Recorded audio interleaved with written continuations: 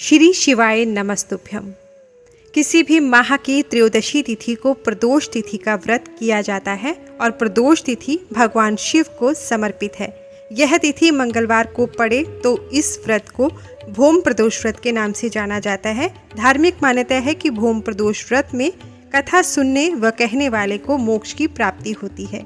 भोम प्रदोष व्रत कथा। एक नगर में एक वृद्धा रहती थी। उसका एक ही पुत्र था। उस पुत्र का नाम मंगलिया था। वृद्धा की हनुमान जी पर गहरी आस्था थी।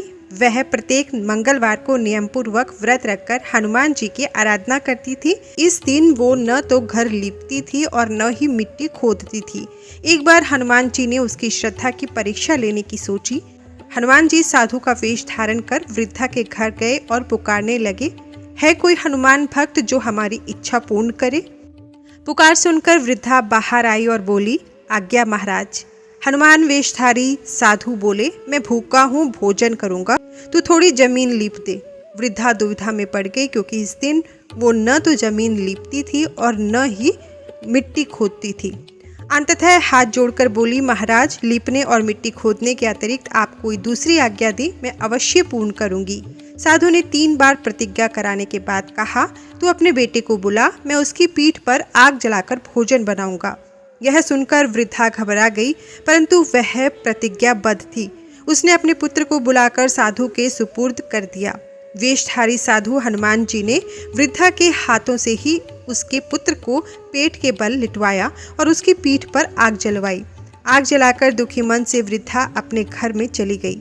इधर भोजन बनाकर साधु ने वृद्धा को बुलाकर कहा, तुम अपने पुत्र को पुकारो ताकि वह भी आकर भोग लगा सके। इस पर वृद्धा बोली, उसका नाम लेकर मुझे और कष्ट ना पहुंचाओ।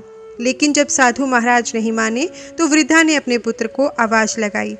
वृद्धा की आवाज सुनकर पुत्र हंसता हुआ भीतर आ गया। अपने पुत्र को जीवित देख वृद्धा को बहुत आश्चर्य हुआ और वह साधु के चरणों में गिर पड़ी। हनुमान जी अपने वास्तविक रूप में प्रकट हुए और वृद्धा को भक्ति का आशीर्वाद दिया।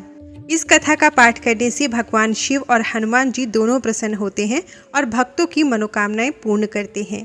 भगवान शिव और हनुमान जी दोनों की कृपा प्राप्त करने का यह एक विशेष दिन है, एक विशेष व्रत है, भोम प्रदोष व्रत। हर हर महादेव। जय श्री राम, जय हनुमान। धन्यवाद।